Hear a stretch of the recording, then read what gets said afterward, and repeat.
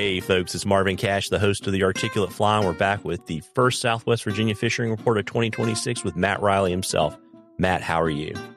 I'm doing pretty good, man. How are you? Just trying to stay out of trouble. Was Santa Claus good to you?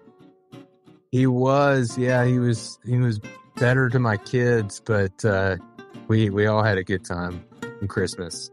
Well, that's awesome. And, it's kind of funny. We'll talk about show season stuff in a bit, but, we've had kind of that same kind of uneven weather pattern here recently where I think this week it's going to get up, at least where we are, into the 70s. I think where you are in the 60s, and then it's going to drop back into the freezer locker in about 5 to 7 days. Yeah, I think we got a couple of highs around 60 this week, and then about Sunday, I saw a high at 39, and it's going to be kind of more seasonal from, for the next several days after that, which, I have this conversation with folks all the time, particularly, people want to know, musky dates, when's the best month, et cetera, et cetera. And January and the first half of February really is kind of like the biggest wild card because it could be, last year by the middle of January, we had a frozen river and then it was blown out and it was frozen again. And, but, at least 2 of the last 4 or 5 years, we've had some 70, 75 degree, just beautiful, spectacular mid-January days too. So it's pretty hard to pin down. You just kind of have to take it day by day, but we do have some phenomenal weather this week. Yeah, I guess the sweet spot would be cloudy and warm, right? Cloudy and warm, man. If you have the water temps down in like the, upper 30s, low 40s, and it'd be cloudy and warm in January, that's just money. Yeah. So what are you seeing on the water with the muskie? It's been pretty good. Business as usual. Back before Christmas, we had some pretty cold weather too. There's a lot of ice. Low 30s water temps here and there. But frankly, I've only musky fished a couple of days between here and Christmas, and or been on the water, and it's been pretty good. Warmer weather. We're still dealing with some wind. And that's just part of the yo-yo and temperatures and fronts and stuff. But like tomorrow, they're calling for 15 miles an hour, and then the day after that, it's going to be 60 and 0 to 3. So things have been pretty good, and just relative to all those air temperatures, that water temperatures bounce around a fair bit. I say this every year: the cold water, ice, all that stuff doesn't really scare me that much. Fishing can still be great. It just just something to take into consideration. Usually the colder things are, the more kind of packed into very specific places those fish tend to be. So you just have to be a little more intentional about how you fish.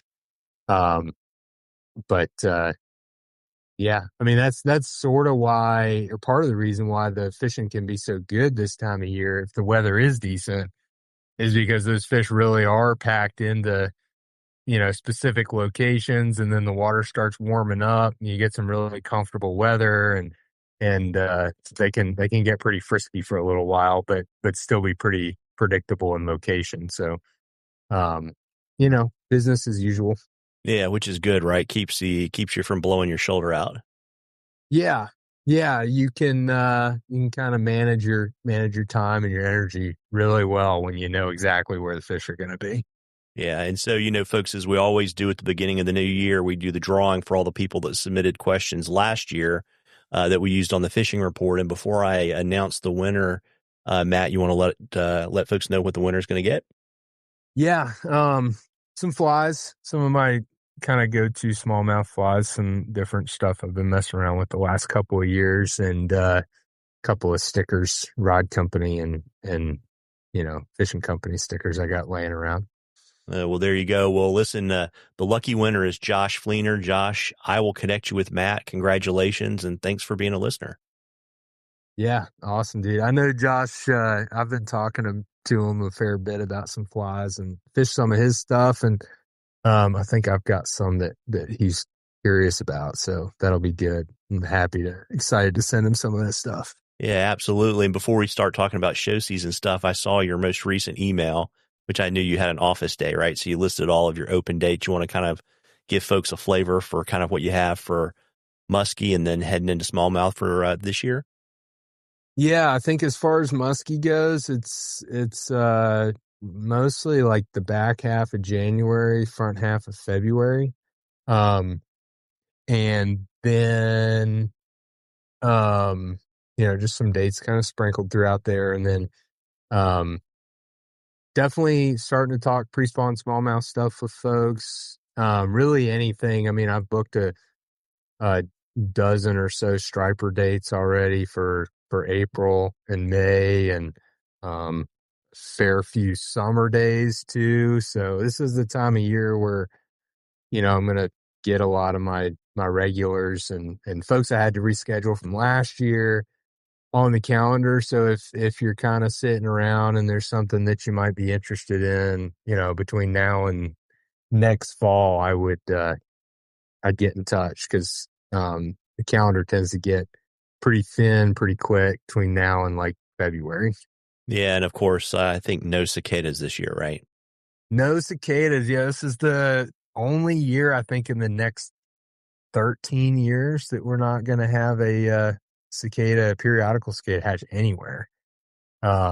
So it, as much as I love chasing those things, it'll be a little bit nice to have a year off from driving myself into the ground, and it'll just make it that much more special next time it comes around.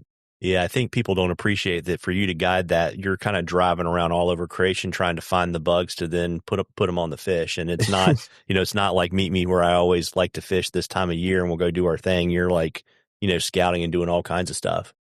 Yeah, there's definitely a lot of front end work. And it's, I don't know, to risk sounding arrogant. It's not that difficult once you're good at the process and understand it to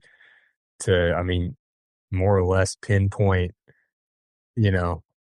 of like maybe 3 really solid hypotheses, one or two or all of them are usually going to be correct. And you can do all that from your bedroom if you want to. The biggest challenge on my end is that if I'm taking people fishing, it's not just my time that's sacrificed, if one of those things doesn't work out. So I'll figure all that stuff out, and then I will, physically go, kind of put flies on the water and boots on the ground and all those spots to confirm and verify before I really start taking anybody's money, because you want to make sure that you got it all set. And so yeah, it's a fair bit of work. It'll be kind of nice to go straight from stripers back to smallmouth and muskies pretty smoothly. But like I said, I'll definitely miss it. Yeah, and so also too, early 2026 always means show season somewhere. Where can people find you on the road this year? Only thing I'm doing this year is the same show I did, the last show I did 2 years ago in Cincinnati. Buckeye United Fly Fishers. I think it's the first Saturday in February. It's pretty cool little show up there. So I'm excited about that. See some of the folks that I met that 2 years ago when I went, and hopefully some new folks too. Yeah, well, very neat. Well, I'm sure folks have it almost memorized at this point. But for folks that don't know, what's the best way to reach out, get in touch, get on the books, and all that kind of good stuff? Yeah, definitely through the website. You can, that's where all my contact info is. I love getting phone calls. Text messages are great too. Emails are perfect. Matt Reilly flyfishing.com's got all of it. So just reach out however you feel best. Well, there you go. Well, listen, I want to wish everybody a happy new year. Happy New Year, Matt. Hey, thanks, Marvin. Happy New Year.